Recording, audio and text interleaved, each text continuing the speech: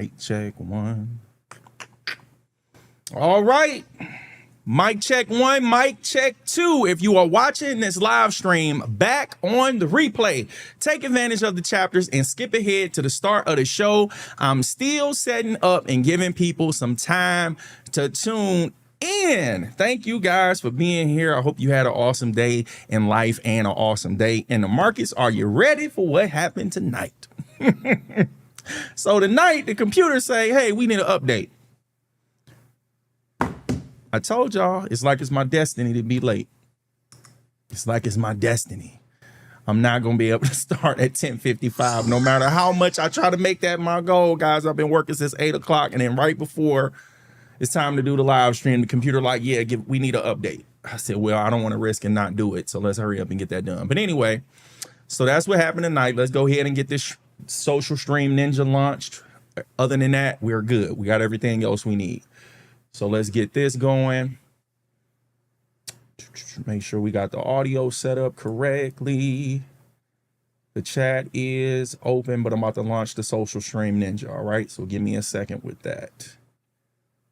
So, all right, that's the audio. Let's close this out. Let's do a test message, test chat. Guys, that's working. We're good. All right, so let's delete that. Let's go ahead and share the stream over on Facebook. And then I need to double check these icons to make sure they're correct. And then we can go ahead and get started. So, bam, got that. All right, share the stream. Share. We are live. We are live. Got an awesome show for you guys tonight. I can't wait to knock it out because we got one more day. Oh, I want this Friday bad. Let's get this confirmation. All right, share the profile. So we're good over there on Facebook. So let's go ahead and close that out. Let me double check our links that we're covering tonight. They look good. Let's move over our notes. So that needs to go right there. And then fear and greed index, we have that. So that'll be 6 and 7. Okay, guys, I believe we're good. So we can go ahead and get started. Yeah, I think we're good. I think we're good. Okay, so here we go. Welcome to Market Recap Live. I'm your host, Joseph Martin, and thank God. Oh, thank God, guys. It is Thursday. It is Thursday. And tonight we are taking a look at ticker BBY. You might know them better as Best Buy. Best Buy Company and Wait a minute. Best Buy Company and Incorporated. It's weird. It's Best Buy Company Incorporated. Was founded in 1966 by Richard Schultz and Gary Smoliak.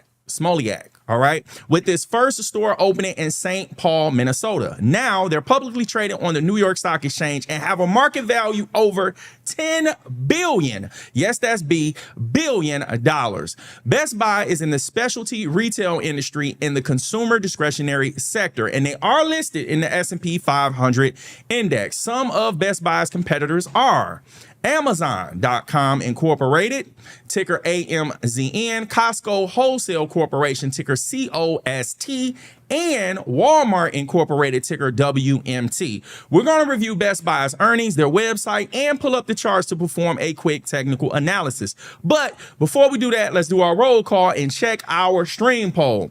We are streaming live on YouTube, Facebook, and X. Let's get this chat going and tell us where you're tuning in from. Put a YT in the chat if you're tuning in from YouTube, FB for Facebook, and an X for X. While you guys are filling up the stream and the chat, here's the mission statement. We are building a community over here for people who want to take control of their financial situation by learning how to unlock the wealth building power of the stock market. And we are streaming Monday through Friday following trading sessions at 11 p.m. Eastern Time. The U.S. stock market regular trading hours are 9:30 a.m. to 4 p.m. Eastern Time. And there's a link for the New York Stock Exchange calendar down in the description. All right, let's get to it, guys. Let's get to these earnings. Please let this be lined up correctly. Let's see what we got. Bam, bam, and bam. Yes. It's good, guys. It is good. So let's go ahead and get it. Best Buy, ticker symbol BBY, the $18.6 billion company reported its second fiscal quarter of 2027 earnings on Thursday, August 27th. They have a 52-week high of $91.27, which took place on July 29th, and a 52-week low of $55.10 that occurred on May 13th, which is a trading range of $36.17. And they closed today at $83.56. Best Buy earnings report beat on the top line, reporting revenue of $9.8 billion, which was higher than the market expectations of $9.3 billion. And they beat on the bottom line as they were driven by broad category growth and improved profitability. EPS was higher than the analyst and market expectations of $1.31 when they reported an adjusted EPS of $1.47, which is higher than the $186 million net income they reported this same quarter last year. This represents an increase of 69.4%. So for the second fiscal quarter of 2026, their net profit was approximately 41% higher than it is compared to now a year later. The earnings were released before the market opened, followed by an 8 a.m. Eastern Time conference call. As far as guidance, management issued full year fiscal 2027 revenue guidance, expecting $42.3 billion to $42.8 billion. That 52-week low compared to today's closing of $83.56 represents an increase of 51.65% over a span of approximately 3.5 months. So if someone invested $1,000 in May at that 52-week low of $55.10, they would be seeing a gain of $516.52. Woo! All right, guys, we did that. Now let's move on. So here we go. Bam, bam, and bam. Now, researching a company. Let's talk about why we visit these company websites. We're looking at the visuals and text to find answers to these key questions. What goods and or services does the company sell? How important are those goods and services to their customers? What makes this company stand out from the competition? And how well do they take care of their employees? Where we look. We search for those answers in four main areas: the homepage for the goods and or services, about us for purpose, vision, values, and mission statements, careers for employee benefits and opportunities, and investor relations for stock quotes, charts, and financial reports. And for your convenience, all companies featured in tonight's live stream are down in the description. Now, let's go visit Best Buy's website. Yes, sir. All right, let's bring you over. Bam. We're good with that. Take that down. Here we go. There we go. All right, guys. They are going to sell us stuff. They're an electronics store, and they're going to try to sell us everything. So we're just going to scroll down and go to where we need to go. So we're just going to browse over this. We got Labor Day coming up, so we got to sell for that. Computers, appliances, credit, video games. That looks like a vacuum. Yeah, a vacuum robot. We're still scrolling. Watches, everything. They're going to sell us stuff. Consumer discretionary. All right. So we're almost at the bottom. It's a long scroll. Headphones, book bags, laptops. I thought that was food. I'm like, oh, my gosh. So we got the Ninja. All right. So here we are. We at the bottom. Guys, we need to go to corporate information because we're looking for information about the company. We're not trying to buy something. So they have a whole nother section for that. So let's go. Corporate information, here we go. So we have about us at the top. We have careers and investors right there. So everything we need is going to be right here at the top. So let's start browsing and let's start clicking.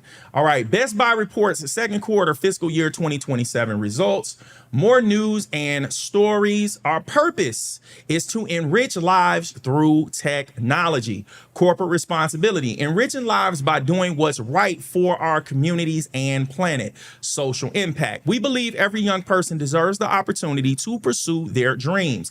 Environmental sustainability. We're protecting the planet through our carbon reduction and e-waste recycling programs. Human rights. We're committed to advancing human rights throughout our operations. People, enriching lives by being a great place to work. Inclusion and belonging.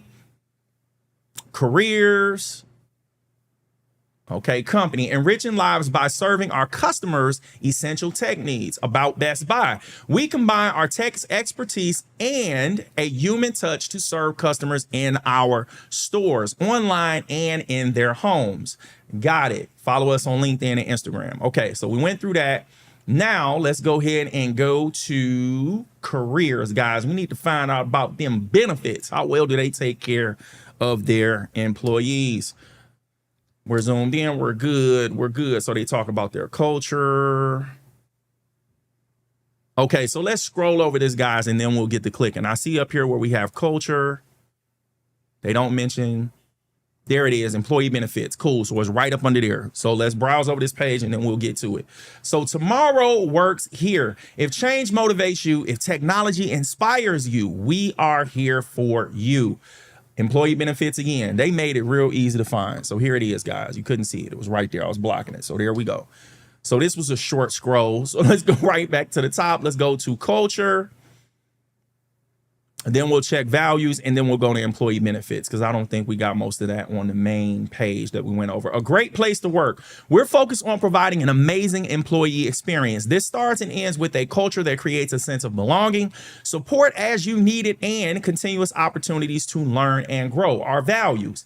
Best Buy's culture is anchored in our company values. I believe these are some of them or them right here, guys. Have fun while being the best, learn from, challenge, and change, show respect, humility, and integrity, unleash the power of our people. Sound like somewhere you want to be? Then join our team.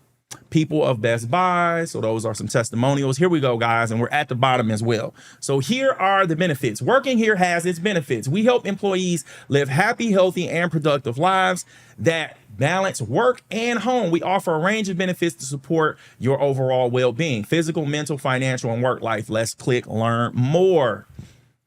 Okay, explore benefits guide. There's a guide here, so I'm assuming that's going to be something longer.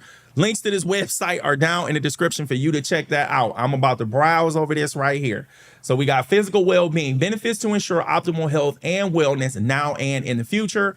Mental well-being, open and honest conversations, education, and access to resources. Financial well-being, resources to help you live for today while preparing financially for tomorrow. And work-life well-being, support and flexibility to focus on the things and people that matter most, guys. So that's what we have there. Now let's go to investor relations. So that would be under company. Let's see. They took us to a whole different website. So let me see if, so we need to go back to the main website. So here we go. Bam. Investor relations. That's going to be right here. Investors. Now they're taking us to that website. There we go. Blow this up. Zoom in. 150. We're good. All right. So we're on the investor relations page. They trade on the New York Stock Exchange. There's the stock information, stock info. We're going to go here after we browse over this page. So investor relations, corporate overview. Best Buy is the world's largest specialty consumer electronics retailer. Our purpose is to enrich lives through technology, which we do by providing our customers a unique mix of advice, products, and services in our stores, online, and in homes. Got it. Latest news, quarterly results, SEC filings, financial releases, and corporate governance. All right, so let's go to stock info, guys. Here we go. So there's the stock quote, there's a stock chart, historical stock quote, investment calculator. So they have other tools for investors available for investors on their website. And it does look like Best Buy pays a dividend. So we'll talk about that and confirm it when we look at the charts. So let's go ahead and go here and let's talk about this. So clients and partners. All right. So Best Buy does have clients and partners that are listed in the S&P 500 index. Some notable names include Apple Incorporated, ticker AAPL, Microsoft Corporation, ticker MSFT, and Alphabet Incorporated, ticker GOOGL. All right. So now let's talk about mobile limitations, guys. Before we look at the charts, remember, professionals trade from a computer, not a mobile device. Mobile trading apps are limited and don't have all the features that are available on full trading platforms. Now, let's look at Best Buy on the charts. Okay, so here we go. Bam, bam, bam, and bam, guys. And we've looked at Best Buy before, so we have some of this stuff marked out already. But let's go ahead and get started. Let's get started. Let me get this other mouse. All right, so here we go. So we do have Best Buy pulled up on the charts. Let me get this. Bam. We do have Best Buy pulled up on the charts, and we are looking at a 1-year daily chart. They have a 52-week low of $55.10, 52-week high of $91.27, and they closed today at $83.56, guys. So we have that. Now let's go ahead and look at a higher time frame. So now we are looking at a 10-year weekly chart. Let me take me off the screen. Here's 2016. So we do have 10 years. Here's a 10-year low of $36.51. Here is the 10-year high of $141.97. Okay. And I want to talk about our 9-week simple moving average coming in at $83.97. And then we have our 200-week simple moving average coming in at $77.14. Guys, we do have historical price data technicals that we can use for the current price, stock price, but I believe we have enough for where we are right now with the current price. We have a few long-term supports here that it hasn't broken yet. It tested it this week, but it hasn't broken yet. So I believe we're good on this time frame. It even came down and tested the 200-week simple moving average this week. I zoomed in so you can see it. Okay, came down and tested it. And it closed today right around that 9-week simple moving average, guys. That's why I like using the 9s and the 200s. You'll see more often than not, it responds to these simple moving averages more than the other ones they talk about, like a 20, a 10, a 30, the 50, the 100. I found that these stocks tend to respond better to the 9 and the 200, regardless of the time frame you're looking at, or most of it with the week candles, the day candles, and the minute candles. Okay, so let's go back to our higher time frame. Let me look at this. Wait a minute. There's a few weeks where it's finding some resistance here. Okay, guys, this looks like a level of resistance that Best Buy is having a hard time getting above, but it looks like a nice wide range. So it's like from $87.41 to this high up here. So it's like a $4 area of resistance. I'm liking that, so I'm gonna go ahead and put that on the chart, guys. Even though it's $4 wide, I'm liking what I see. So if we use the high of this candle and the high of this candle, and then we're going to extend this over to January 1st of 2027, and then we're going to take this back. Let me look on the chart to 2023. We can go back to January 2023. So that's 2026, 2023. Go back to January 1st. There we go. Change the color to a dark gray. There we go, guys. I'm liking that as a resistance zone. You see how it's catching the open highs, the lows. Take me off the screen. Oh, I'm not blocking it. So the open, the highs, the lows, and the closes of these weekly candles, especially up here. So we get in the top and we get in the ones that peaked to the top of it. Let me get these price levels. So I believe I use this as the bottom range. So that'll be $87.24. And then we use this one. So the high of that will be $91.27. So I'm seeing that as a resistance zone on the higher time frame, guys. Okay, so let's go ahead and go back down to our 1-year daily chart. Look how crazy this candle formed today. And it looks like it's in the middle of nowhere here, right? But we confirmed that was the 200-week simple moving average that it actually found support on. But now that we're looking at a daily chart, the 200 is going to be in a different area. That's why it's good to look at the different time frames. So our 9-day simple moving average is coming in at $86.37, and our 200-day simple moving average is coming in at $71.22. Now, when we use our crosshairs, I'm even seeing daily candles responding to that price level right there, guys. So I'm gonna go ahead and put that on the chart. Let me see what I can get. Let's get our price level. Bam.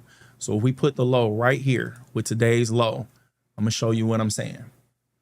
Let's take these drawings off. Am I blocking those? No, I'm not. All right.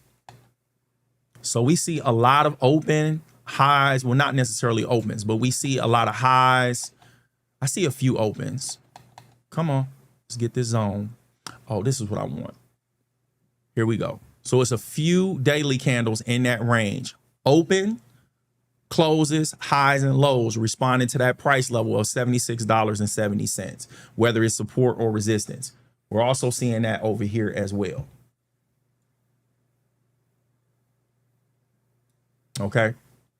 So that's why I'm liking that price level. So this seems to be, besides this downtrend here, between $75 and $85, this is where it seems Best Buy was trading at. It's only been spent a small amount of time above 85 this year. So it's either been, I wouldn't even say 75. We can come down a little bit lower. So like 70 to 85. $70 to $85. And then we have about 5 months, of it trending below that $70. Okay. So that's what I'm seeing there. We have enough technicals on the charts. So I really don't think we need to add anything else. I'm going to browse over this really quick just to confirm that. Yeah, guys, because the price is right here right now. We closed up here. So we're looking at support at $81.31, $78.46, and $76.70. And that's also around our 200-week simple moving average. So I'm liking what we have on the charts for right now. Okay. So let's go ahead and zoom in a little bit, and we'll go ahead and get our stock quote for Best Buy. And we can go ahead and we can move on. We can move on. All right. So let's zoom in. Let's zoom in. Let's zoom in. Yeah, it responded crazy to those earnings today. It didn't know which way it wanted to go. Did open here, came all the way down and shot all the way up. It was crazy. We would have to look at the minute chart to see how it actually performed throughout the day. So let me show you what I mean by that. And then we'll do the stock quote. So if we go down to a 5-day minute chart, that's what we're looking at now. Those are extended hours. So yeah, it dipped in the morning. So soon as the market opened, it dipped and came down. So this is going to be that long wick coming all the way down to the bottom. Then it spiked up and made that high at $84.99. And then it basically traded sideways the rest of the day. So it had did its full move by 10:30. And it's just been trending sideways. And notice how it's responding to the 200-minute simple moving average. So now we're looking at a minute chart. So that's coming in at our 9-minute simple moving average is $83.71, but our 200-minute super moving average is at $83.75. And you can see how the price is riding at 200. Okay. So that's actually coincidence that we looked at that. But I was telling you, the weekly chart, the daily chart, and the minute chart, they seem to respond well to the 9 and the 200. Okay, so let's go ahead and get our stock quote for Best Buy. So we went to our settings, cut on our floating data box, and now let's talk about it. So Best Buy opened at $80.60. They had a high of $84.95. They had a low of $76.70, and they closed today at $83.56, which was a trading range of $8.25. Guys, the trading volume, they traded 8.9 million shares of this company today. Is that a big deal? Is that a little deal? We're about to find out. Right after I sip this water, my throat is dry. And then you heard me get a little choked up, but that's a lot better. Ooh, that's a lot better. All right. So let's cut off our floating data box. Take me off the screen. Let's talk about the average daily trading volume for Best Buy. Guys, they usually trade 4.1 million shares in a daily trading session. This is 252 trading days worth of data to get that average volume. Today, they traded 8.9, which is more than 2 times what they normally do on average, which is expected because they were responding to earnings that were announced before the market open today. Okay, so now let's talk about yesterday's volume. So this is Wednesday's volume. So even before the earnings were announced, they had above average volume trading 6.8 million shares of Best Buy on Wednesday. All right, so now let's talk about the volume percentile. Guys, out of the most recent 252 trading days volumes, today's volume was higher than 97.2% of those trading days volumes. To be exact, 7 of those days, only 7 had higher volume than today out of 252 trading days. Yeah, guys, we're good. So we got it. Oh, and I told you we were going to talk about the dividends. So let's zoom out. Take me off the screen. So it looks like Best Buy is going to pay a dividend on September 17th in the amount of 96 cents. So they paid it so far twice this year. They paid 96 cents. And the 2 times before that, it was 95 cents. So it looks like they've increased the dividend by 1 cent. Okay. All right. So we got that. Now we can go ahead and move on. So let's go here, here, here, and here.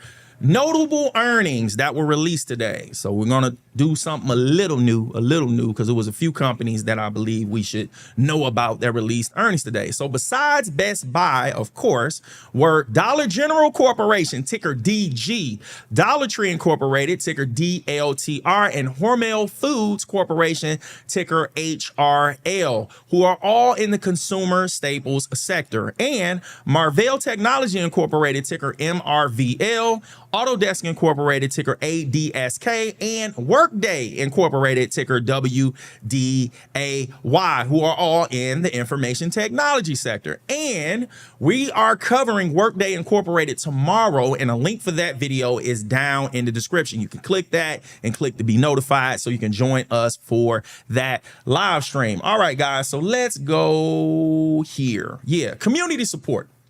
Back to the community. I would appreciate it very much if you guys would share the stream, hit the like button, subscribe, and if you wish to send a monetary gift to support the content, Cash App and PayPal links are down in the description as well as on the ticker on the screen. And it only takes $10 to become the first sponsor of tonight's show. So there we go, right over here. You get your name and the amount that you donated. You got my phone that you put up for the sponsorship, for sponsoring the show. Appreciate you. So let me make sure I got the Cash App pulled up. We good. I got that right in front of me. Now, if you send something and I don't say nothing, say, hey, check your PayPal, check your Cash App. Just shout it out and we'll take care of it, because we got a lot going on. I'm a one-man band right now. All right.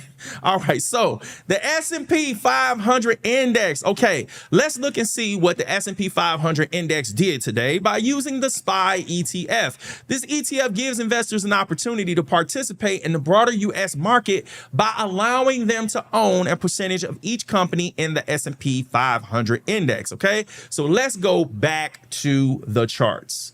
Back to the charts. So there we go. Bam, bam. And we're going to look at the SPY. Okay, cool.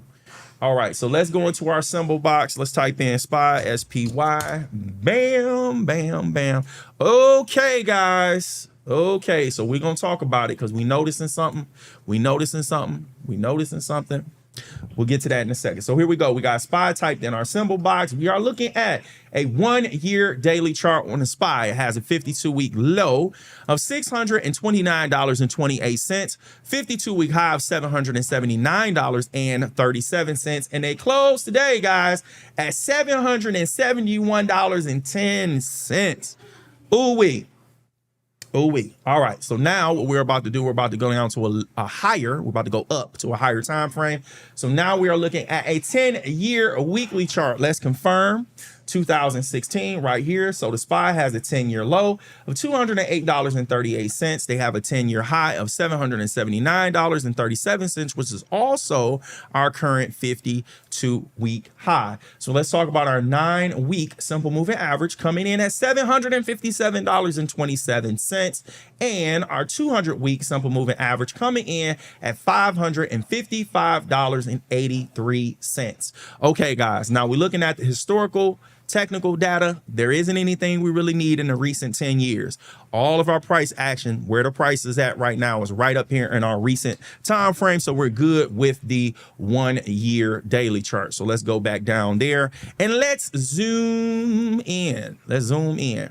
All right, guys. Now we have been talking about this gap down here between, yeah, we got to do that first, between $760.52 and $758.58. Okay. Now on Wednesday, we came up and we tested this area of resistance at $767.46 on the SPY. And today it was able to open above that support. So we had talked about this because we had seen in extended hours yesterday that NVIDIA was on the move after their earnings. And we noticed that NVIDIA had gapped up after the earnings that they announced after hours. And then we were looking at the fact that NVIDIA is the largest weighted company inside the S&P 500 index. So when we looked at the SPY, we also saw that the SPY had jumped up after hours above that area of resistance, or at least testing it yesterday, if I'm not mistaken, but you can go back to confirm. And then there's a lot of different companies. Well, I wouldn't say a lot, but it's some companies in the information technology sector that are running up. Like I think one of them, which we'll talk about tonight, went up by like $50 today. So depending on its weight in the SPY, that will really give SPY this boost to get it back above this 9-day simple moving average and that area of resistance. So now it's back into that trading range, guys, we were looking at before between, I'm double checking something right quick because I want to make sure I get this right. Right. So this was the trading range it was trading between before. It was $776.85 and $769.50. So here was the range before it fell out. I extended that over too far. This is what we were looking at before it fell out at the bottom. This candle right here. Let me back this up. So this is what we were looking at. We were looking at the majority of the bodies of these candles were inside of this range between $776.85 and $769.50. Yes, it peaked out of the top right here, making that 52-week high, but the majority of these bodies are within that range. Then this candle right here gave a confirmation, closing below the 9-day simple moving average, and then it ended up gapping down and finding support on that $767.46. Then it came back up and tested the 9. What day was that? So today is Thursday, so this would be Monday. So that would be Wednesday. So Wednesday of last week, it came back up and tested the 9 and that area of resistance from that previous gap between August 17th and August 18th at that $772.51, guys. So it's back up in this range right now.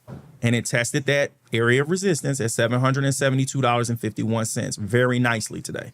So we've already had this on our charts, but now it's back in that range between these two price points, okay? So now let's talk about the volume and get our stock quote for the SPY. Ooh, this mouse is so sensitive. Let's just take the drawings off. Let's do that and move that back. Okay, so let's go to our settings. Let's cut on our floating data box. Mouse over today's candle. Okay, so the SPY opened today at $768.50. They had a high of $772.36. They had a low of $767.16, and they closed today at $771.10, which is a trading range of $5.20. Now, when it comes to the trading volume, guys, they traded 34.5 million shares of this ETF today. Is that a big deal? Is that a little deal? We are about to find out. So let's cut off our floating data box and take me off the screen. Here's the average trading volume for the SPY. Guys, it's below 70 now. We down to 69.6 million shares in a daily trading session for the SPY. This is 252 trading days worth of data to get that average, guys. So today we traded 34.5 million. Yesterday it was extremely low. So yesterday we were at 28.7 million shares of this ETF traded on this candle right here. Very low volume. Very low volume. All right. So let's put me back on the screen and let's talk about the volume percentile. It's still low. Like, even though it's 6 million shares higher, it's still low. So out of the most recent 252 trading days, guys, today's volume was only higher than 4.4% of those trading days volume. To be exact, only 11 of those days had lower volume than today. Okay. So that's what we have going on with the SPY. Okay. And I want to show you something that I mentioned from yesterday before we move on. Information technology is the heaviest weight in the S&P 500. So let me show you what I mean. If we go up here to our Analyze tab, take me off the screen too. Go up here to our Analyze tab. We have the SPY selected. It's loading up. Right over here, guys, are our weights. So if we just look at the sectors, the information technology sector is 37.01% of the weight of the SPY. That's crazy. So basically, when the information technology sector does well, the SPY are going to reap those benefits, guys. That's basically what I'm saying. The SPY is definitely going to reap those benefits because of how much information technology impacts the SPY. So it's not a surprise that it was able to jump up like this. And we'll talk about this in a second when we go ahead and look at how the different sectors perform. And then I'll reiterate on that fact. Okay. So let's go ahead and move on. Let's move on. Here we go. Now, take that down, go here. All right. Sector performance tracker. Time to follow the money. Let's look at each sector inside the S&P 500 index to see how they perform today. All right, so let's go back to the charts. Let's take that down, and we are going to do this sector performance. All right, so where we're going to go, we're going to go up here. We're going to change our grid to sector performance. And yesterday we fixed those 2 decimal points, and they are fixed. And then I have our notes, but we'll pull those up after we go through it. So let's talk about the SPY's percentage change today and all of the 11 sectors inside of the SPY. So the SPY finished the day up 0.66%. Energy down 0.22%. Materials down 0.82%. Industrials down 0.85%. Consumer discretionary down 1.09%. Consumer staples down 1.38%. Healthcare down 1.13%. Financials down 0.65%. Information technology finished the day up 3.16%. Communication services finished the day down 1.07%. Utilities down 0.76%. And real estate down 0.95%. If you followed what I just said, the only sector that finished green today, guys, was information technology. Now think about that. Every other sector finished red, right? And the SPY still finished green.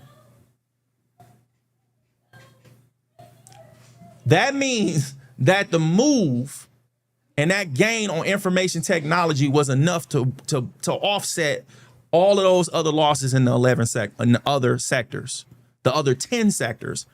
And that's because of the weights.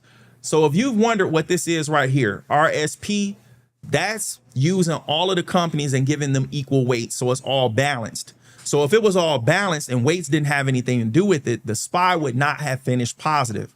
The RSP finished the day down 0.3%. Okay, so let's go ahead and update our notes and keep the show moving.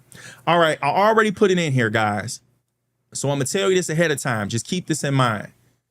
2 of our biggest gainers are actually going to finish the day red. They're not going to actually be green because they lost the least out of the 10 sectors that finished the day red. Okay, I hope that makes sense. So here we go. So our number 1 gainer for today, as far as sectors, is information technology, finishing the day up 3.16%. Our second largest gainer today was energy, but they finished the day down 0.22%. Our third biggest gainer today was utilities, and they finished the day down 0.65%. Now, our biggest loser for today is consumer staples. They finished the day down 1.38%. Our second biggest loser is healthcare, finishing the day down 1.13%. And our third biggest loser, consumer discretionary, finishing the day down 1.09%. I paused because I was wondering if I had made a mistake and said gainer when I was talking about healthcare, but they were a loser. All of those were losers. In order, biggest loser to the number 3 to the third, number 1 to the third. Consumer staples, healthcare, and consumer discretionary, in that order. Largest loser to the third. All right, so we got that. Now let's start going through our sectors, guys, to just see how they've been performing this week. So first, let's change this to both. And now let's go to our first sector. So communication services. So communication services was our number 2 gainer on Tuesday. So they're kind of quiet this week. Consumer discretionary, they were our number 2 loser on Wednesday and our number 3 loser today. All right, consumer staples, they were our number 1 gainer on Monday, our number 2 loser on Tuesday, and our number 1 loser today. All right, energy, they showed up 4 times this week. They were our number 2 loser on Monday. They were our number 1 loser on Tuesday. They were our number 3 gainer on Wednesday. And they were our number 2 gainer today, but they still finished the day red. Okay.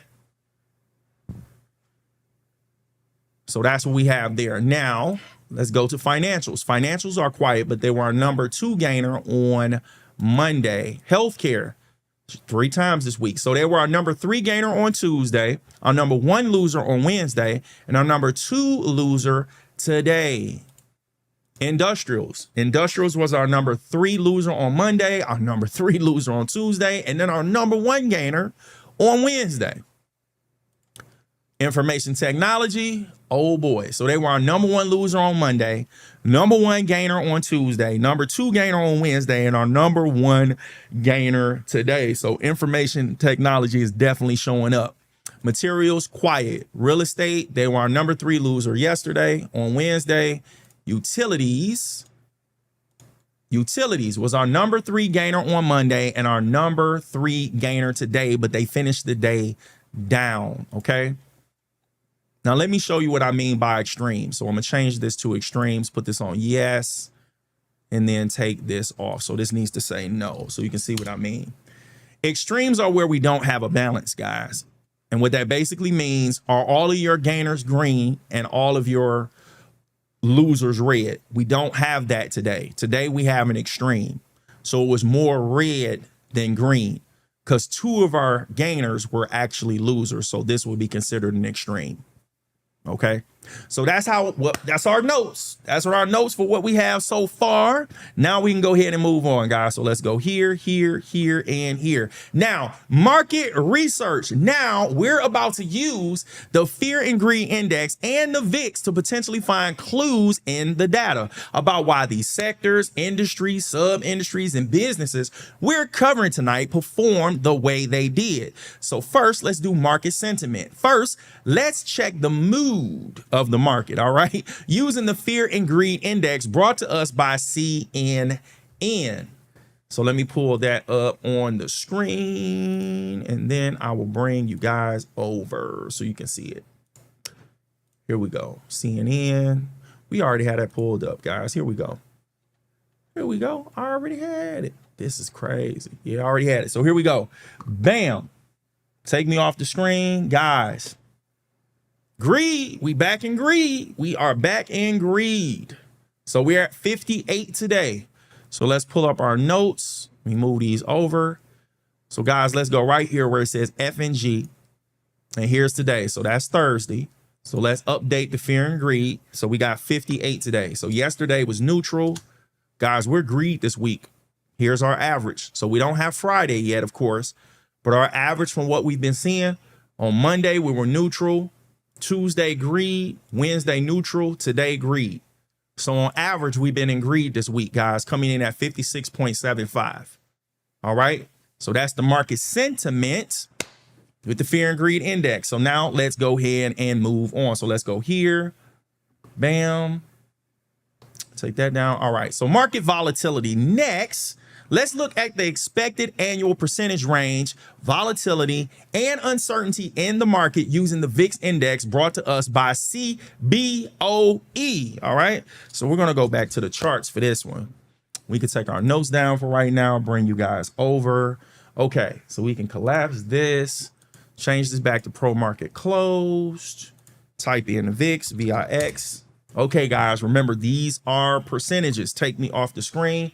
So we are looking at the VIX on a 1-year daily chart. They have a 52-week low of 13.38%, 52-week high of 35.3%, and they closed today at 14.51%.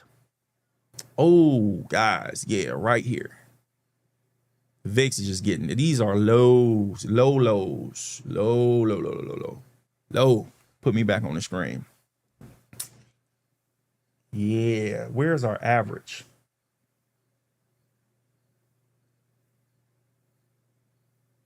I'm looking for our average. There it is. It's at the top, guys. So here's what I want to show you. This is what I mean by how low. We have a price percentile. You know how we have the volume percentile that we look at, like how many days had lower volume than today. So up here, we have a how many days had a lower percentage, because the VIX is percentage.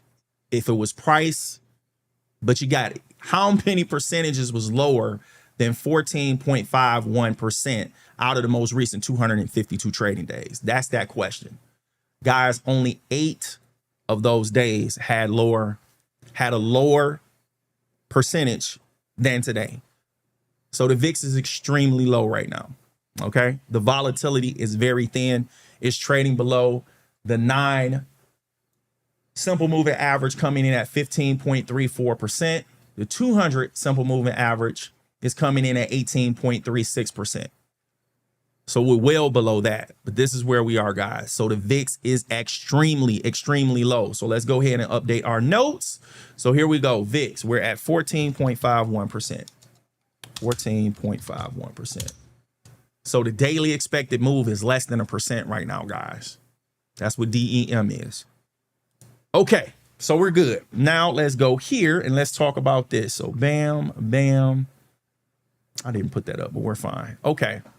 Biggest S&P 500 biggest gainer and loser. Now let's look at the S&P 500 biggest gainer and loser of the day. But first, we're going to look at the loser so we can end the night on a high note. All right. So let's go back to the charts. Here we go. Yep, we're good. Take the notes down. Go here. All right, guys, we're going to go to the Market Watch tab. I don't know what I have up here, so let me go here and get this set up. I don't want to spoil it for you if I don't have everything set up.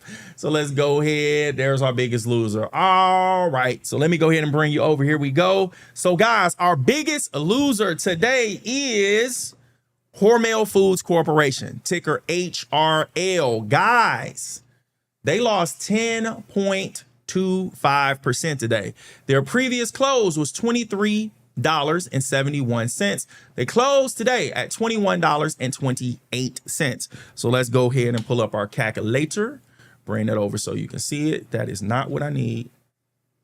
So let me do something, guys. Undo, undo, undo.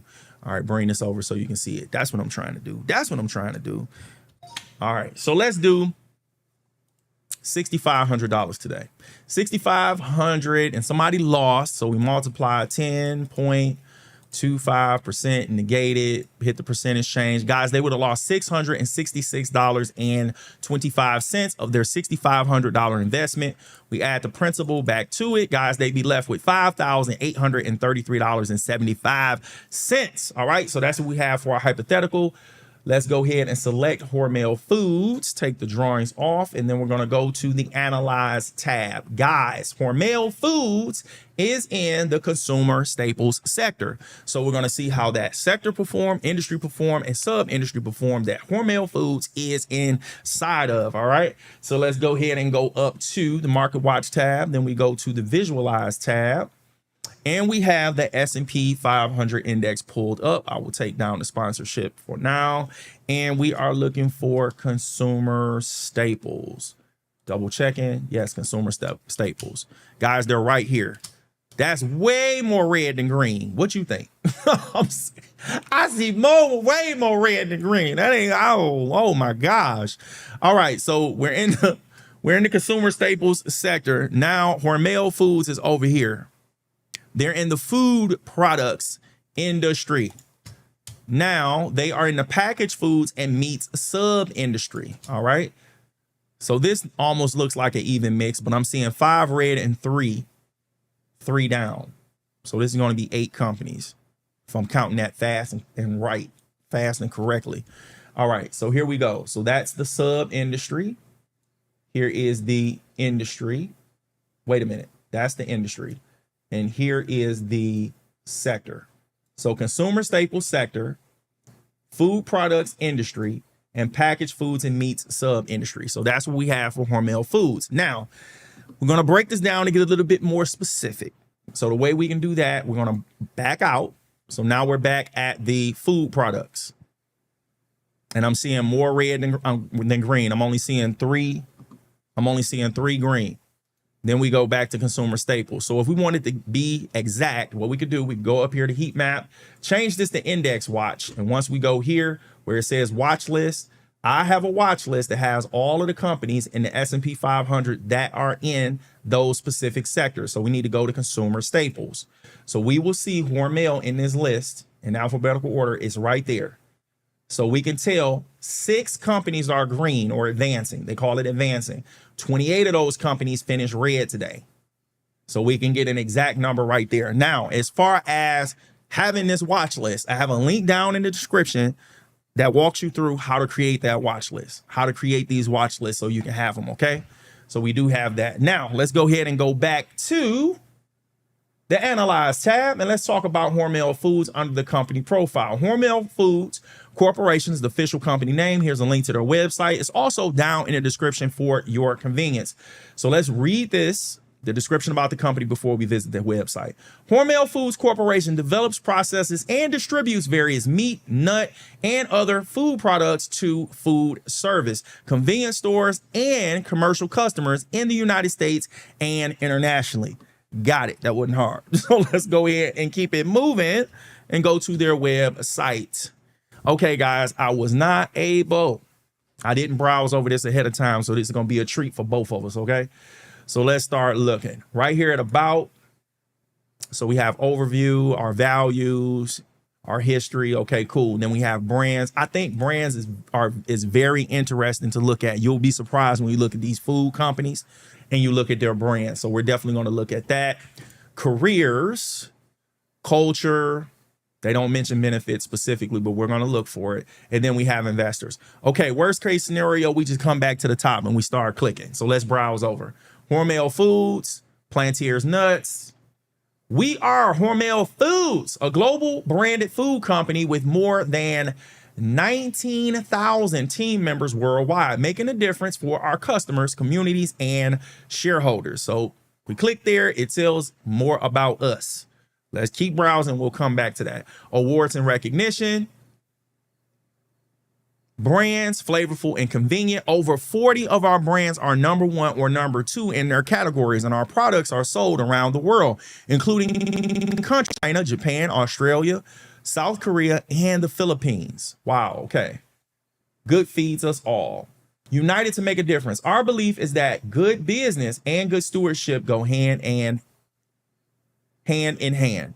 Careers, join our passionate team. We are more than 19,000 employees across the globe, united by a sense of purpose and a desire to make a difference. Got it. Features, stories of Hormel Foods, 40 plus best in class brands. So we're going to look at that. All news. Okay, guys. So what I'm looking for, let's go to About Us. And then we're going to go to brands. An uncommon global branded food company. Uncommon. We're not just inspired to make great food. We're inspired to make a difference for our customers, team members, consumers, shareholders, and the communities where we live and work. So they talk about their values. So we can click on that. Leadership, history, better us, better world. Our heart for the planet and people guides our approach to every ounce of food we make, making a difference. Awards and recognition. A global family of companies in stores across the world. Explore our brands. Okay, they keep mentioning the brands. It was something values. So we'll go to values, see if there's anything different. So they have our values, our purpose. For more than 135 years, Hormel Foods has brought innovation, beloved brands, and outstanding value to our consumers, customers, communities, and shareholders. We are proud of this milestone, but are motivated by our future, building on our founders' legacy of innovation, quality, and integrity. Our purpose, fueling every day with real food for real life. Our mission, we create trusted protein-powered solutions that nourish people and strengthen communities. That sounds real good. Our values, we earn trust in every relationship. We play for the whole team. We act like owners. We do the right thing. We originate what's next. I like this, guys. I like it. Explore our brands. All right. So what everybody's been waiting for, let's go ahead and go to these brands. Flavorful and convenient. I wonder if they just going to show pictures of it so we can browse through it. Here we go. Okay. So we got Applegate, Austin Blues, Hormel Bacon, Black Label Bacon, Buffalo, Burke, canned meats, Chi-Chi's, Hormel Chili. Man, it's a lot. Corn nuts. I'm browsing for myself now. Dinty Moore, Donna Maria, Herb Box, Hormel Gatherings, Hernandez, Jenny O, La Victoria, Hormel Marinated Meats, Lloyd's, Planters, Hormel Pepperoni, Skippy, Spam, Stag Chili, Valley Fresh, Holy. Okay. So they got a lot of brands. All right. So we went through that. Now let's go ahead and go to careers, guys. Careers. We looking for them benefits. That's what I'm focusing on now. Let's see if we can quickly find it. I want to move a little bit faster. Benefits. They have a map here. Inspired pathways, awards and recognition, all awards. Oh, start your career here. Apply, explore brands. Guys, I didn't see anything about benefits. Let me look one more time. Overview, military internship, meaning are working at Hormel Foods. Maybe it's under there. Working. There it is. Employee benefits. Got it. Take me off the screen so you can see it. It's right here, guys. Employee benefits. And they break it down pretty good. So we believe in investing in our team members and sharing our success with them as well. That's why we offer a generous compensation and benefits package that easily rivals those of other Fortune 500 companies. And remember, links to the websites featured in tonight's live stream are also down in the description for your convenience. So you can screenshot that or read it or pause the video or whatever, or go to the website yourself. So that's what we have for the benefits, guys. Now let's find our way over to the investor relations. That's where we are. Let's zoom in. That's 150. No, I don't want no cookies. Put me on the screen. That's funny. We're looking at food. But anyway, financials, global impact, governance. I'm looking for stock quotes. There it is, stock quote and chart. So it's right at the top, guys. And they have it small, very tiny here at the top, some stock information. But let's browse over this page and then we'll get to clicking. Executing our strategic evolution, steady financial performance, balanced global growth, experienced leadership, latest news, latest events and feature presentation, latest quarterly results. All right, guys, that's the bottom. So let's go back to invest. So here's the stock quote. Here's the stock chart and other tools that they have available for investors on the website. So let's go ahead and go here and let's read about some more of this stuff. So Hormel Foods, guys, Hormel Foods Corporation, ticker HRL. When it comes to their goods and services, they manage branded food manufacturing across retail, food service, and international markets, offering solutions such as 1, complete shelf-stable grocery options, including Spam and Skippy peanut butter for everyday consumers. Number 2, scalable refrigerated meat products, including Jennie-O turkey, bacon, deli meats for grocery retailers. Number 3, optimized food service protein systems tailored for restaurant operators, healthcare facilities, and commercial venues. Looking at their S&P 500 clients and partners, some notable names include Walmart Incorporated, ticker WMT, Target Corporation, ticker TGT, and the Kroger Company, ticker KR. Now, let's look at Hormel Foods on the charts. So let's go here, bam, bam, and we already have that pulled up. Okay, guys. Please hit that like button and consider subscribing to the channel. Greatly would appreciate it. It helps out the community and helps me bring more content to the community. All right, so let's go up here to charts. And we have, yes. Okay, guys. So we got Hormel pulled up on the charts. We are looking at a 1-year daily chart. They do trade on the New York Stock Exchange. They have a 52-week high of $29.10. That's about to fall off the chart. That's about to roll off, guys. They have a 52-week low of $19.70. They closed today at $21.28. And remember, they also announced earnings today. So we'll get a little deeper into that after we look at the higher time frame. So here we go. Now we are looking at a 10-year weekly chart. Let's take me off the screen and let's confirm that we have 10 years. Here's 2016. So we do have that. So they have a 10-year high of $55.10. They have a 52-week low of $19 and not a 52-week low, a 10-year low. They have a 10-year high of $55.11 and a 10-year low of $19.70. That $19.70 is also our 52-week low. Okay, just to peek at it to confirm, yes, guys. So it's our historical 10-year low and our 52-week low, guys. Think about that. That's crazy. So this year, Hormel Foods has traded as low as it's ever been in the last 10 years this year. That's crazy. All right, so our 9-week simple moving average is coming in at $24.46. Our 200-week simple moving average is coming in at $31.89. Look at this 200-week simple moving average, guys. It's just a rainbow. It's just a bow. Ooh, just coming down. That's what we got on the 200. And it's been on a nice downtrend. Yup. So let me take that squiggly wiggly line off. Now, normally, let me talk about this. So normally, guys, we just do price levels.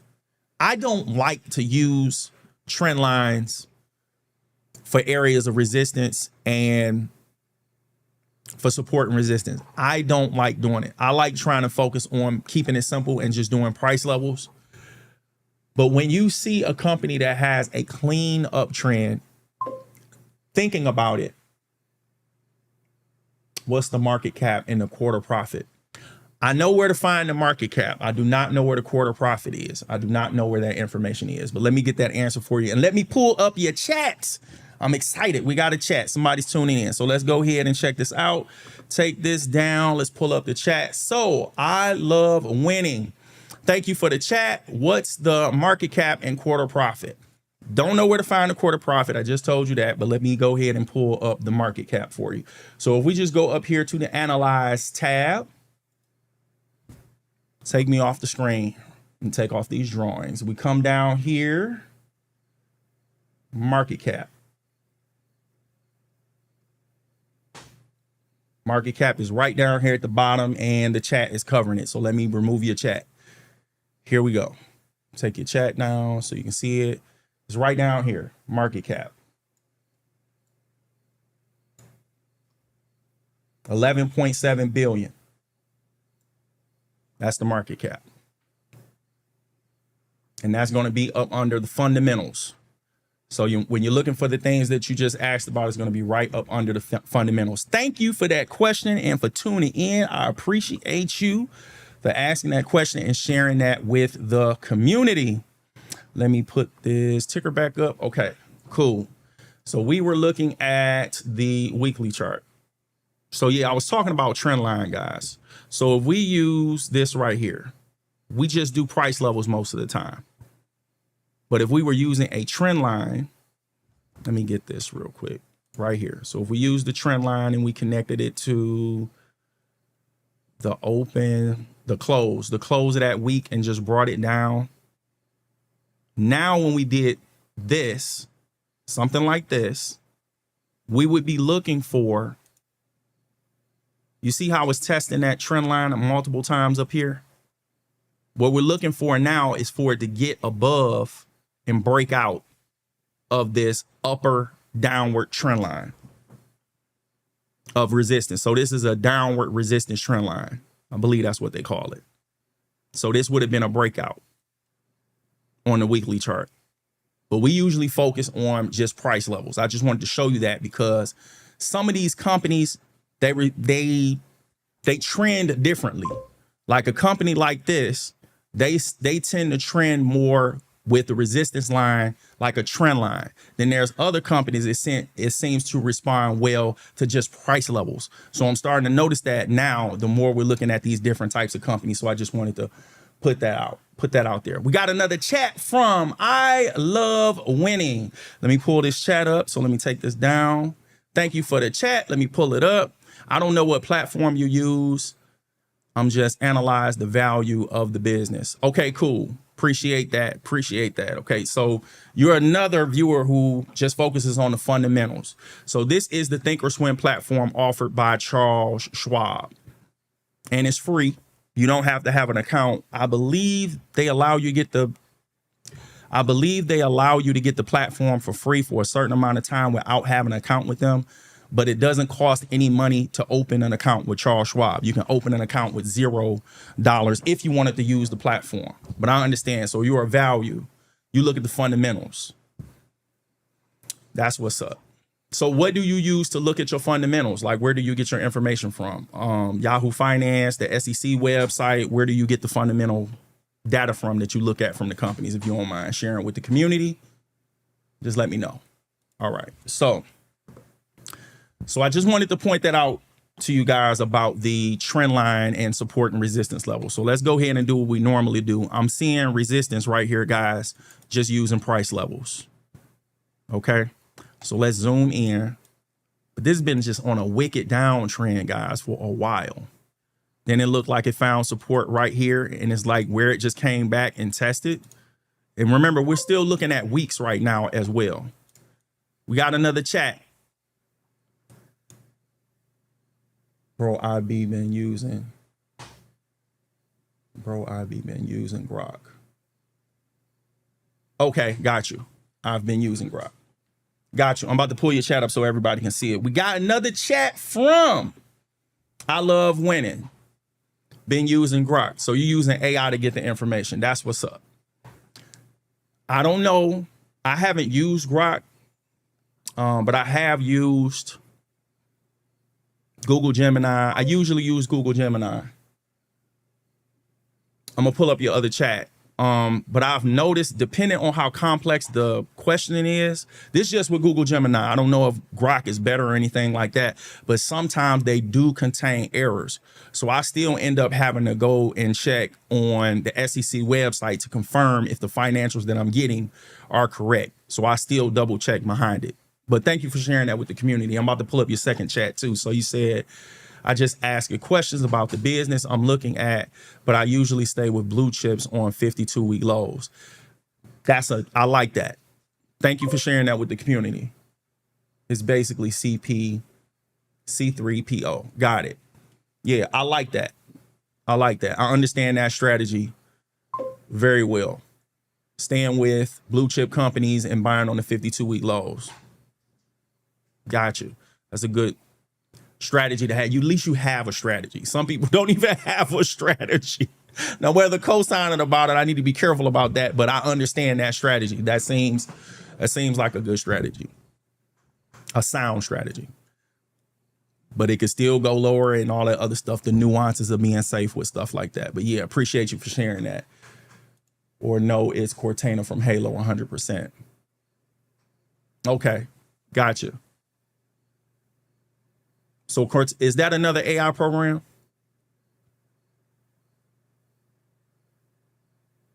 Just let me know. All right, so let's pull this back up. And we're going to do a discussion at the end of the live stream as well, just to let you know. All right, so on this higher time frame, guys, right here on the 10-year weekly chart, where it's testing at right now on the week, I'm seeing that as support and resistance from these weeks back here.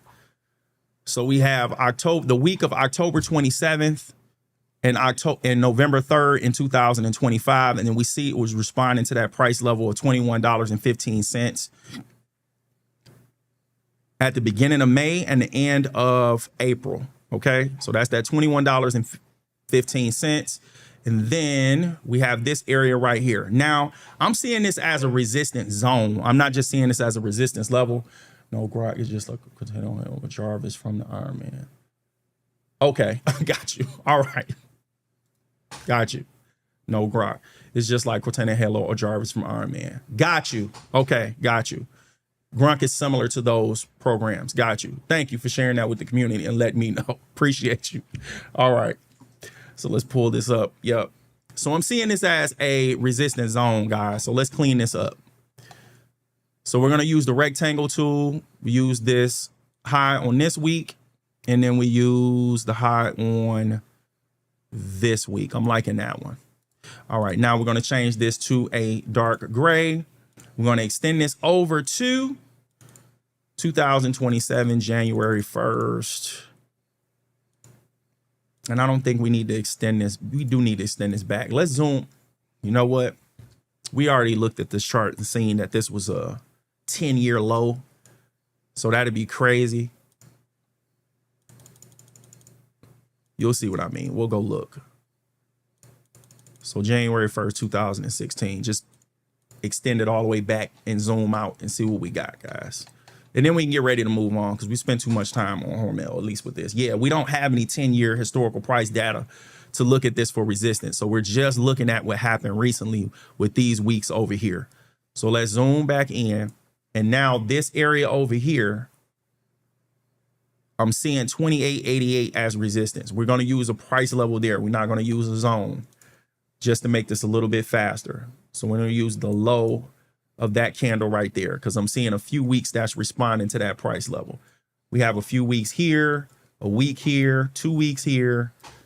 Okay. It held as resistance support for a few weeks, and then it held for resistance a few weeks here. All right. So I'm liking that $29. Also, that $29 is close to a psychological price level of a round number. So let's put that on the charts as well. That's going to be your $30. Okay. $30, not $300. $30. All right. So let's get our 9-week simple moving average and our 200-week simple moving average, and then we can go down to the lower time frame. So our 9-week simple moving average is coming in at $24.46. Our 200-week simple moving average is coming in at $31.89. Okay. So that's what we have there. Now let's go ahead and go to our 1-year daily chart. Okay. All right. Now, we haven't looked at Hormel before, guys. So this is why this is going to be, it's going to take a little time. It's going to take a little time, but we're going to knock this out. We're going to do it. So here's what I'm seeing. Now, we've talked about how gaps can turn into support and resistance. So what I'm seeing right here, we had a gap. Let's zoom in and focus on this between May 27th and May 28th, right? So if we were to highlight that gap and extend it over this day, because now we're back on the day chart, this day came down and filled that gap. So let's use the rectangle tool, connect to that high, connect to that low. Then we want to go ahead and edit properties. We want to extend this over to January 1st, 2027. See, guys? Today's candle came down and filled that previous gap. And I'm going to put the price level. So the low end of that gap was $21.31. The top end of that gap was $22.39. And they opened below the 200-day simple moving average. Remember, we were talking about the 9s and the 200s? So it came back up to test it as resistance and sold off today. A lot of selling pressure. Closed that previous gap. So now that's not going to be yellow. You know, we changed those to this color, but we identified that that came from that gap. And now it's close to that long-term area support at $21.15. Okay. And it looks like the 9 is about to cross the 200 to the downside. And it's been trading below the 9 for a minute. It hasn't closed above the 9 for a while. I think the last close above the 9 was on July 29th. It's just been, ooh, yeah, it's tough, guys. All right, so that's what I got for Hormel. Now, being as so it's all the way down here, we only have one area of support here, so I'm gonna look for one more. Okay, guys, I'm liking this level right here around $20, around $20.30. So let me go ahead and put that price level here, pull this over. And thanks again for I Love Winning for the chats as well. Appreciate you.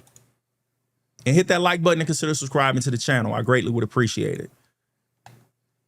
So there we go, guys. So let's go ahead and get our stock quote for Hormel Foods. Okay. So let's go up here to the settings, cut on our floating data box, hit apply, and here we go. So Hormel Foods opened today at $23. They had a high of $23.39. They have a low of $21.27, and they closed today at $21.28, which was a trading range of $2.12. Now, when we look at the trading volume, guys, they traded 18.5 million shares of this stock today. Is that a big deal? Is that a little deal? We are about to find out. Now, keep in mind, they did have earnings released today before the market opened. Let's confirm that too. So right down here, yep, before the market opened, and this would be 6:30 a.m. Eastern time. Okay, let's take me off the charts. And now let's talk about the average trading volume in a daily trading session. Guys, they usually trade 4.8 million shares in a daily trading session. And this is averaged out over 252 trading days. And today they did about, trying to do my math real fast, 4, can't believe I'm drawing a little blank right here. 4 will be 6, like 4 times. Yeah, a little bit more than 4 times what they normally do. Or if we round that off, 5 times what they normally, yeah, 4. So we got 5 here, about 4 times what they normally do. Okay, that's what we have here with the volume, which is expected because earnings were announced this morning. Now, on Wednesday, that's this candle right here, they traded 9.2 million shares, so it still was above average. They did more than double the average yesterday.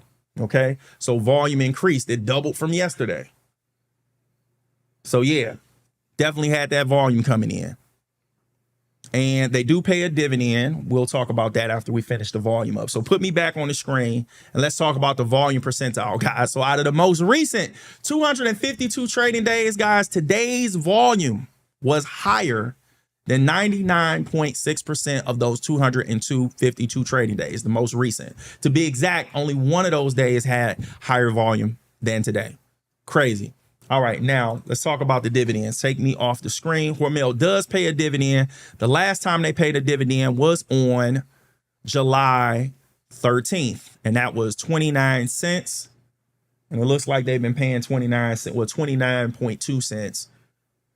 And they've been paying 29, and then they paid 29 cents back here on October 14, 2025. Okay. So we did that. We good, guys. We are done with Hormel. All right. So let's go ahead and go to the Market Watch tab. Let's start fixing this and get it back where we need it to be. S&P 500. Then we go back to the quotes. We got another chat. I love winning. I got you. I'm about to pull your chat up in 1 second, because we're about to do this. Let me do this. All right, let me pull up your chat. Take this down. Let me look to see. I like the company at first glance, but I'm shy of the fabulous. Okay, here we go. Let's pull up the chat. Here we go. All right. I love winning has shared the chat with the community saying, I like the company at first glance, but I'm shy of the 5-year loss. I hear you. I hear you. and looking at the long term, there's a few, what I like to do and what I like to share on the channel. Let's do this.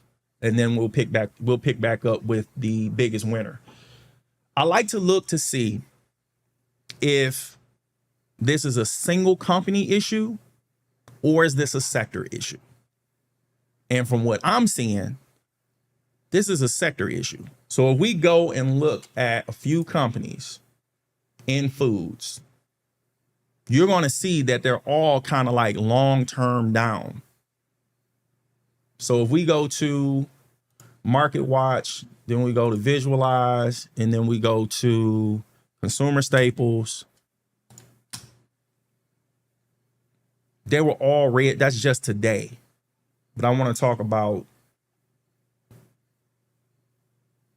we should be in Staples, right? Where were we?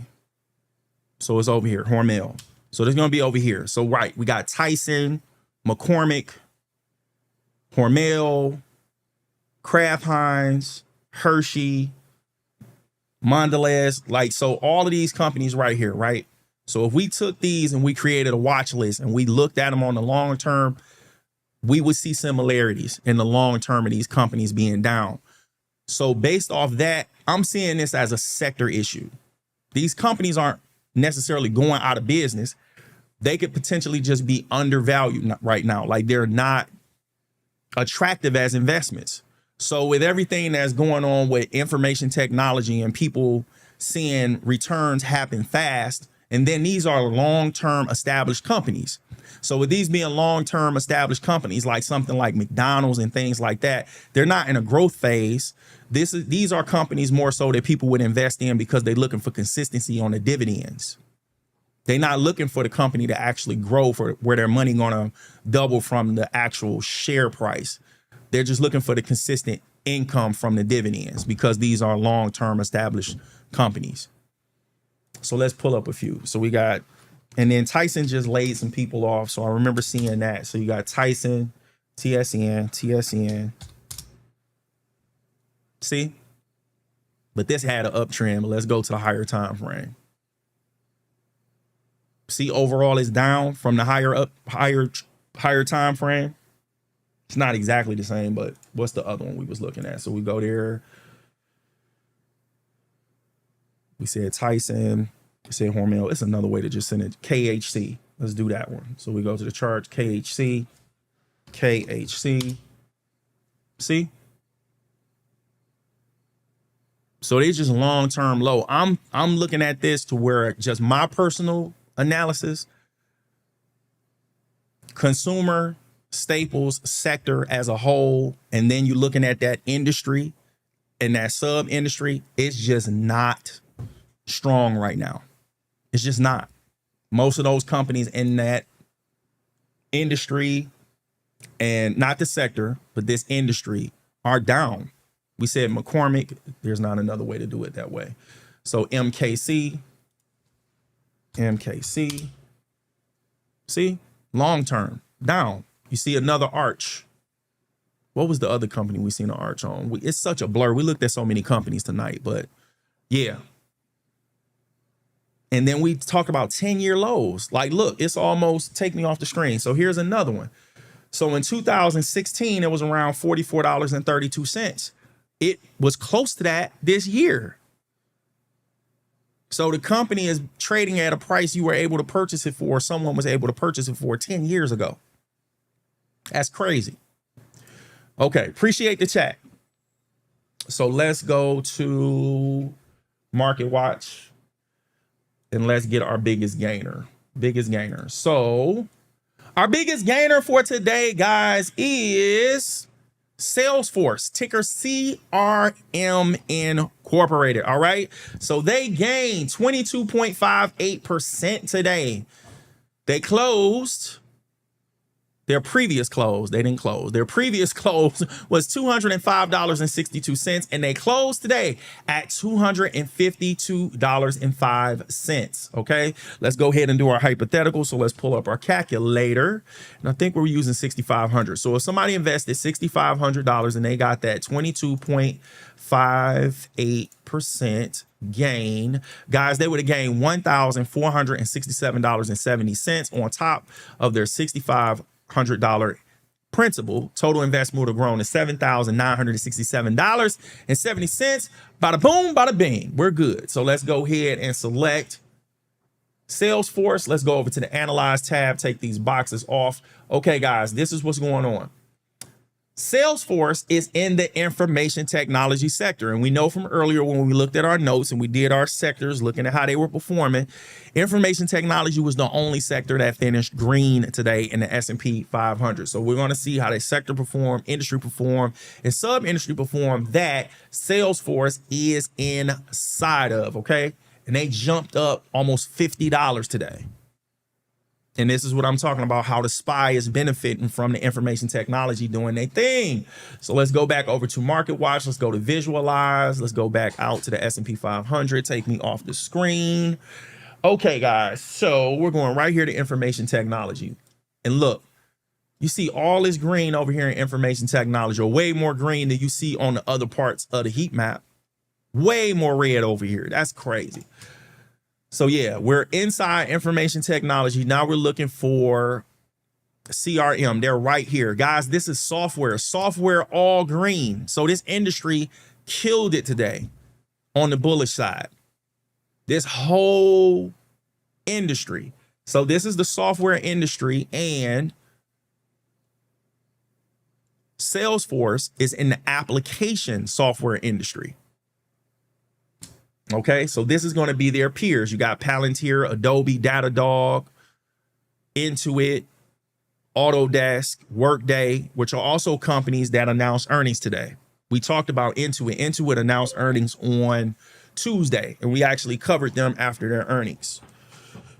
We got another chat from I Love Winning. Let me see if this is a quick one. I love me some NVIDIA and SpaceX Tech. Wait a minute, I'm talking too fast. I'm all over the place. Thank you for the chat. Let's start there. Thank you for the chat. We got another chat from I Love Winning. All right, I love me some NVIDIA and SpaceX Tech. Just getting started. Awesome. Thank you for sharing that with the community. I appreciate it. Yeah, we've been keeping an eye on NVIDIA because we covered them this week on Wednesday. And SpaceX, I did a couple videos on SpaceX because I was skeptical about the IPO. Still a little skeptical. I want them to actually show profitability in their reports, in their quarterly reports, their earnings. I want to see some profitability in the earnings. They're still losing. They're still not profitable, but people are still optimistic about it. That's my personal opinion. So yeah, so we got our industry, sub-industry, and sector, and we've seen how those were performing. So here's our sub-industry: application software, industry is software, and our sector is information technology. So let's start backing out. Take me off the screen because you missed it. I didn't know I was blocking it. So here we go: sub-industry, application software, industry, software, sub-industry, information technology. So let's start backing out. We're going to go back to information technology. I backed out too far. Wanted to go to software. Give me a second. Bam. Uh-oh, we all over the place. Information technology. There we go. Software. So here's software. So if we backed out, this is what we would have seen. It's all green. Now we back out one more time. There's information technology. Now, we definitely see more green than red, but let's get the specifics like we did earlier. So let's go up here to our heat map, switch this over to index watch, change this to information technology. And remember, I have a link down in the description for you to be able to create these watch lists. So information technology, here we go, guys. So 59 of these companies are advancing and only 15 were declining. Here are all of the tickers and companies that are listed in the S&P 500 in the information technology sector. They are in alphabetical order. So if we're looking for CRM, it'll be right here. So that's Salesforce, okay? So let's go ahead and keep it moving. Let's go back to the Analyze tab. Guys, under the company profile, Salesforce Incorporated is the official company's name. That's the official company names. There's a link to their website, also down in the description for your convenience. Salesforce Incorporated provides customer relationship management technology service that connect companies and customers together in the United States, Europe, and the Asia Pacific. Got it. Easy, easy, easy. All right, now let's go ahead and go to their website, pull their ticker up. There we go. We can take that down, and we got another chat. So let's get the chat real quick, and then we'll pick back up on the website. So we got another chat from I Love Winning. Marvell Technology is one to watch. Jensen said they are the next $1 trillion company. Got you. So Jensen is going to be I don't want to pronounce his last name. Wong, I think it's Wong. But you're talking about the CEO from NVIDIA, correct? And we covered Marvell Technology. So they were one of our biggest winners or losers on one of these days. Give me 1 second. I can look it up, matter of fact. And then we'll cover this website quickly. You're engaging. So I'm gonna talk to you. Let's see. Sector performance, market recap. Yes. So we're going to market recap. I'm looking the company up to see when we covered them. So we talked about Marvell. That's ticker MRVL. That's their ticker. So we covered them on Friday. So we covered them on August 21st. August 21st on a Friday. And they were our biggest loser. I'm going to put that link in the chat. I'm going to put a link to that video in the chat. Yeah, I'm going to do that. So let me put me on the screen, and then we'll come back to this in a second. I'm going to get the link for that video and put it in the chat. How quick can I do this? Studio. Content. Live streams. So I said August 21st. So I'll just look for that date. August 23rd, 21st. So we covered John Deere that day. So John Deere, Marvell, got it. Copy. About to put it in the chat. So Ninja chat. I don't know how this is going to work over here. So what we'll do, we'll go to chat, type message. We want this to go to all channels. Yep. There we go. Paste.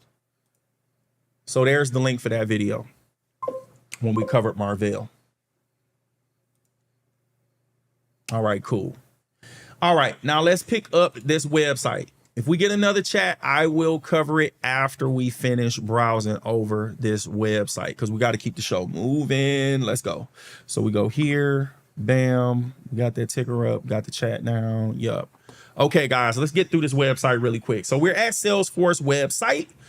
AI meets the #1 CRM. Welcome to Claude Force.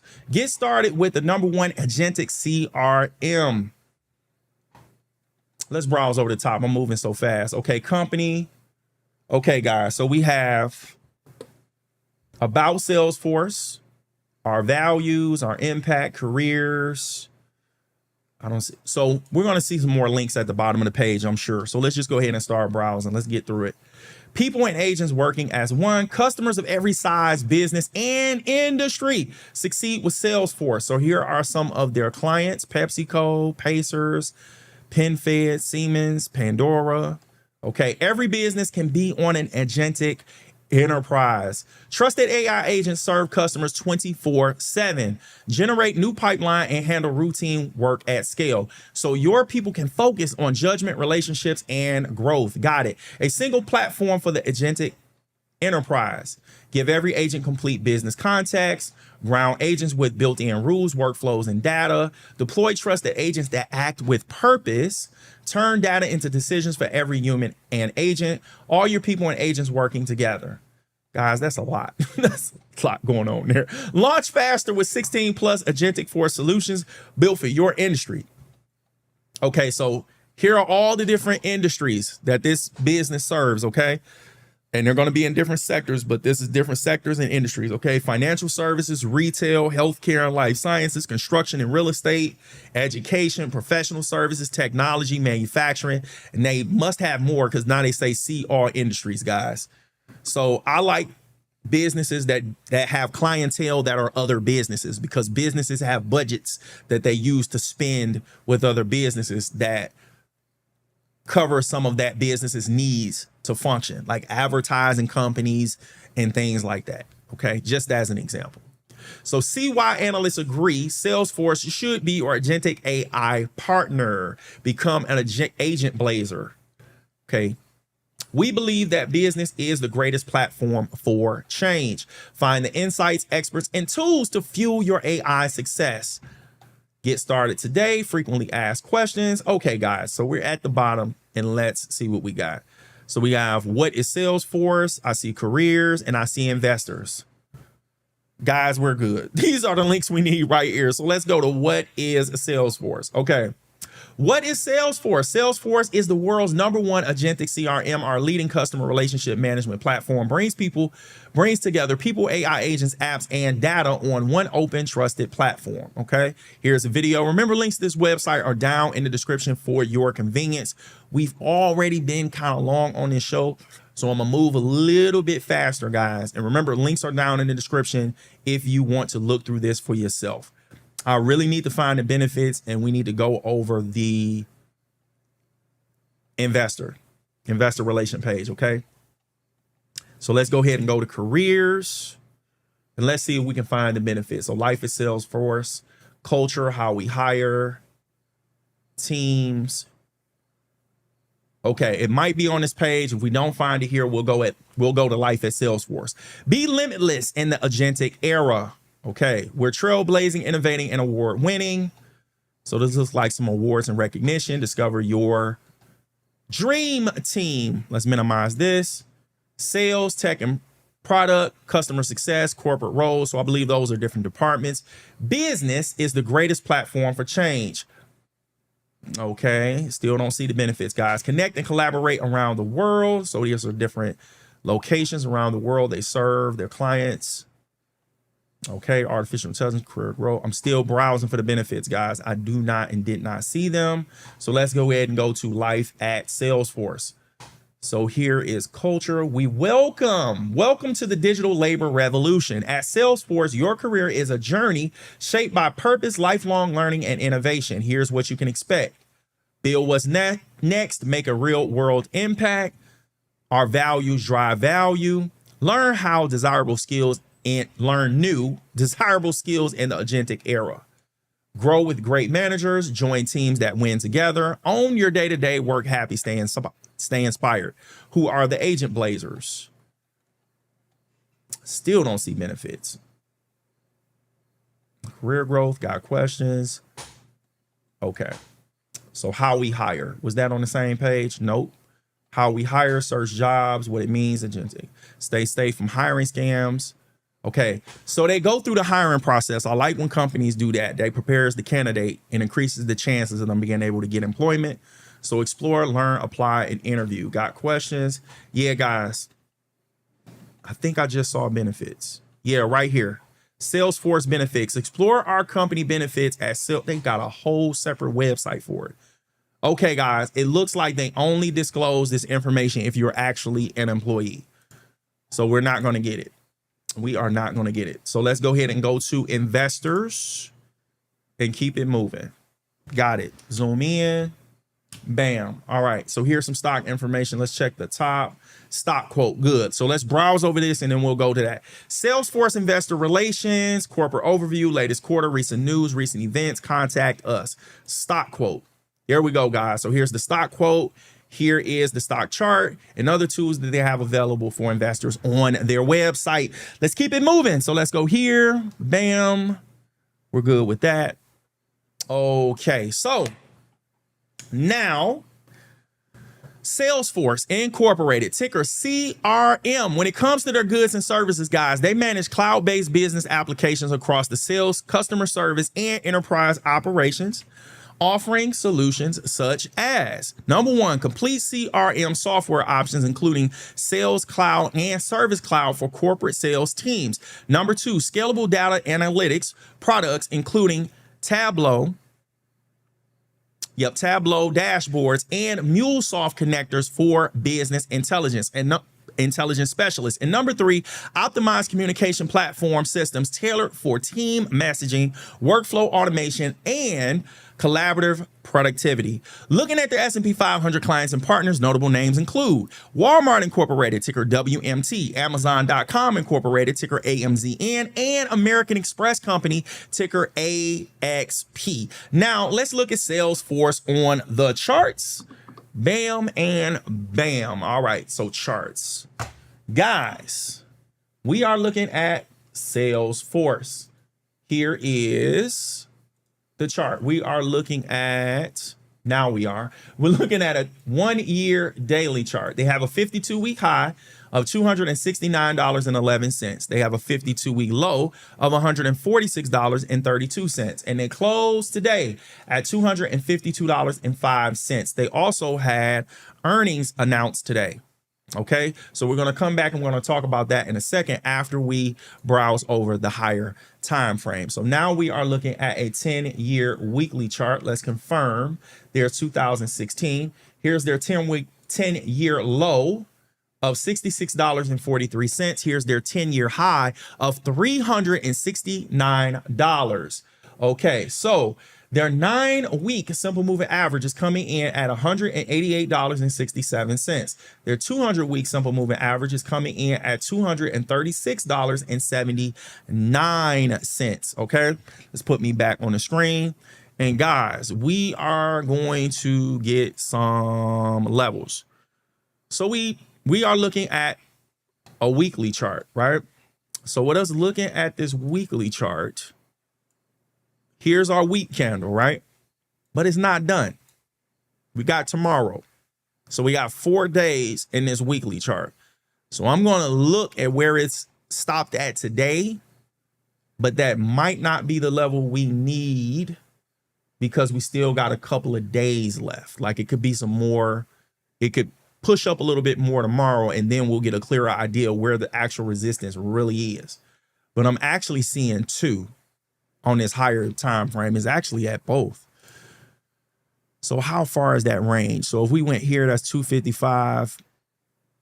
That's almost like a $15 range, guys. I'm not gonna make a range that wide. I'm just gonna go ahead and put the price level there that I'm seeing.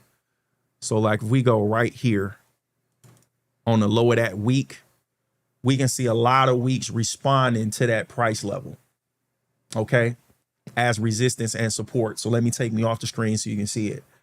Over here, it was resistance and support. Here, resistance and support. Here, resistance and support.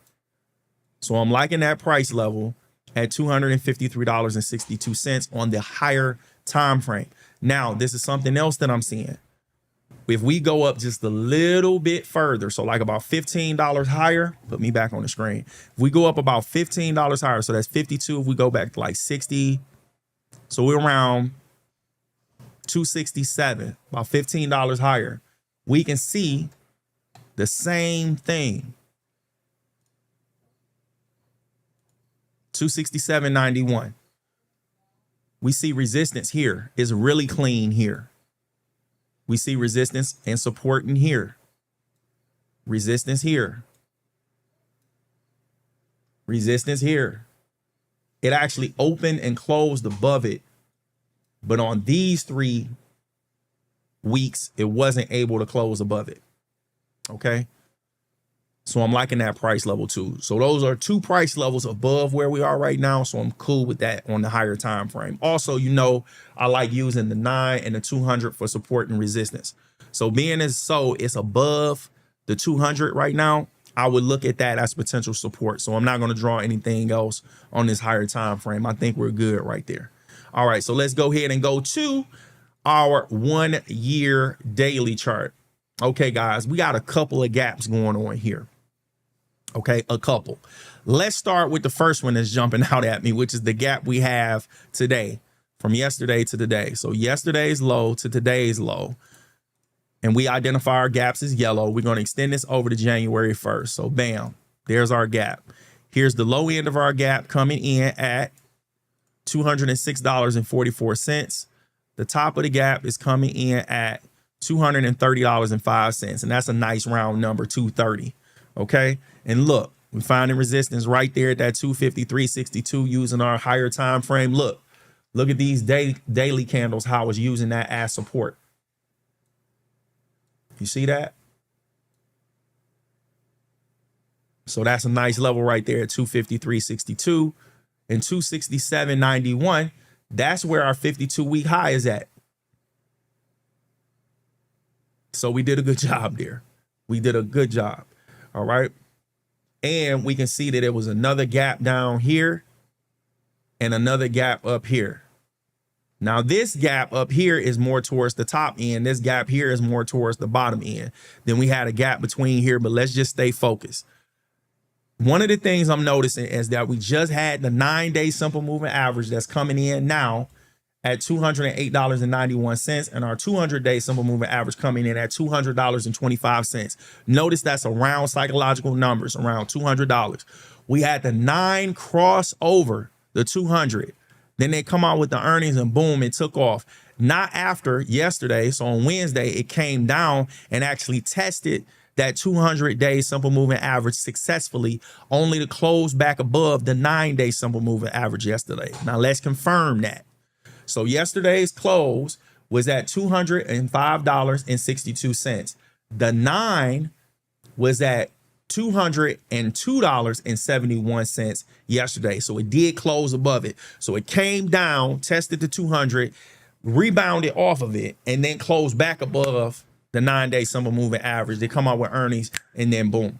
And then it gaps up above resistance at the 230 and then tested that next level of resistance on the long-term time frame at 253.62. Beautiful.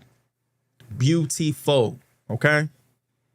Now, I think we're good here, guys, because both of these gaps, they're within this gap. So I don't want to double that up. It's kind of silly to me.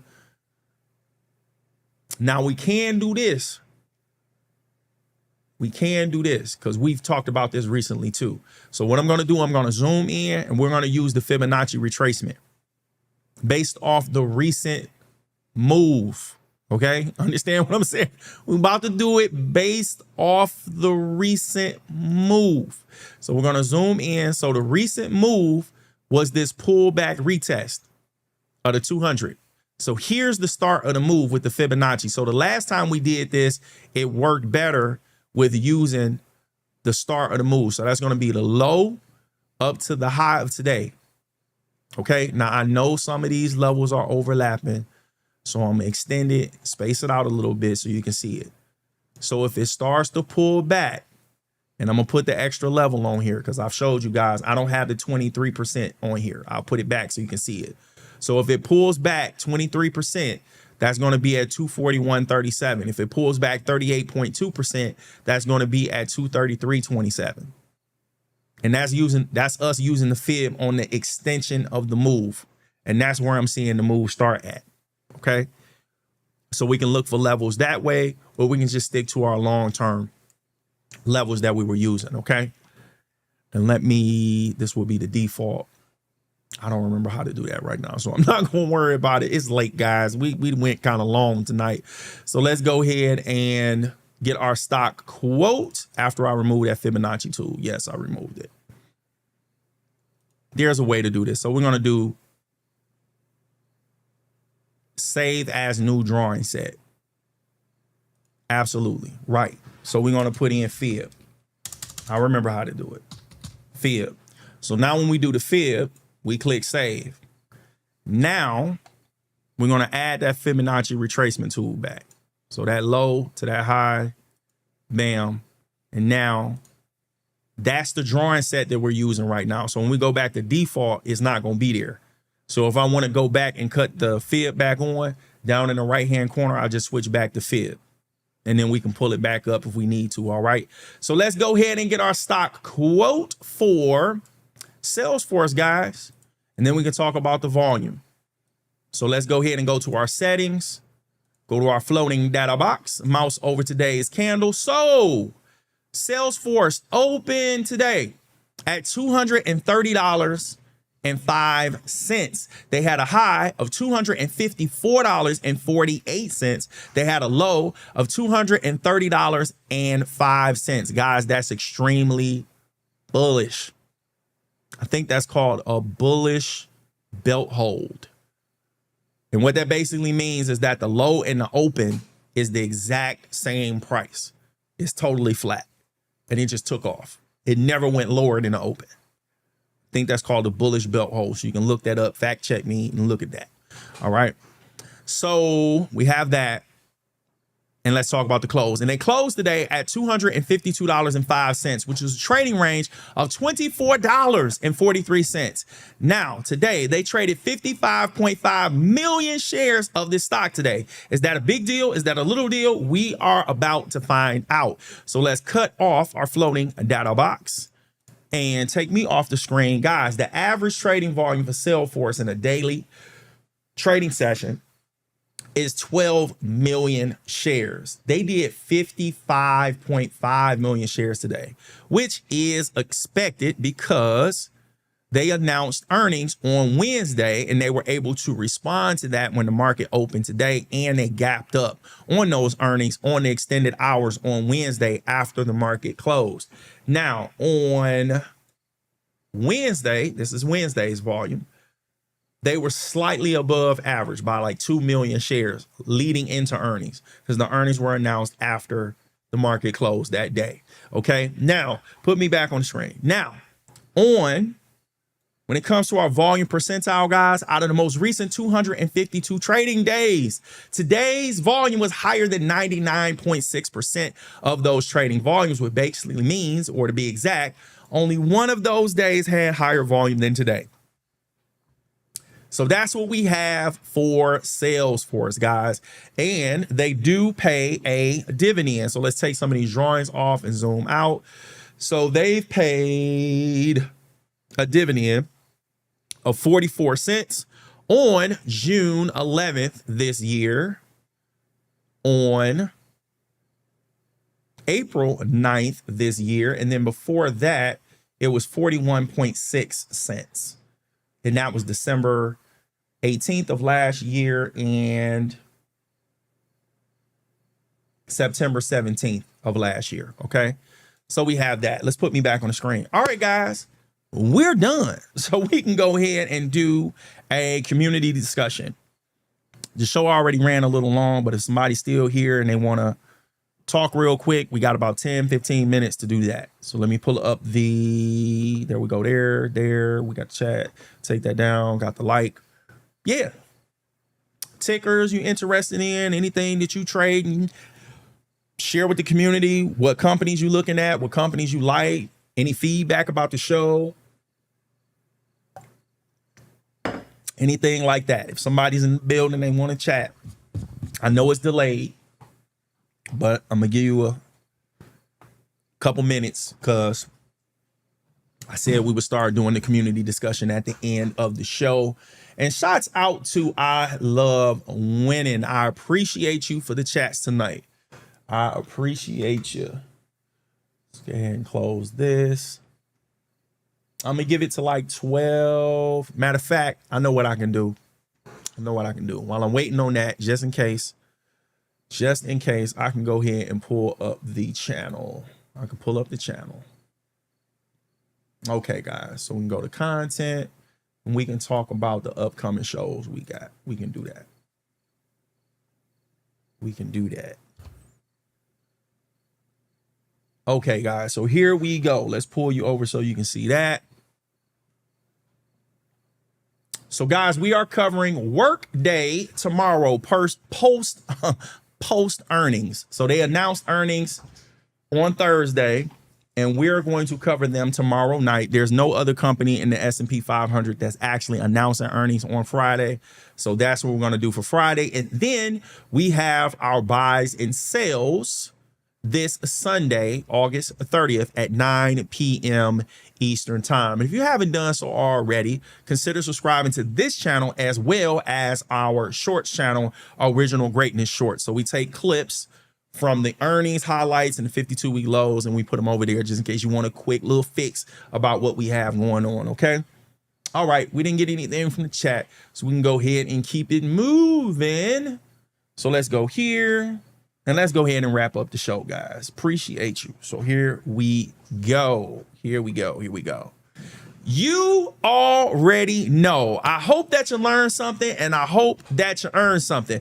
Thank you guys for joining me tonight. This Sunday, August 30th at 9 p.m. Eastern time, we're reviewing this week's biggest gainers and losers, market sentiment, market volatility, S&P 500 sector performance, and creating a watch list for upcoming earnings. And make sure you keep tuning in weekdays following a market trading session at 11 p.m. Eastern time. Take care and God bless.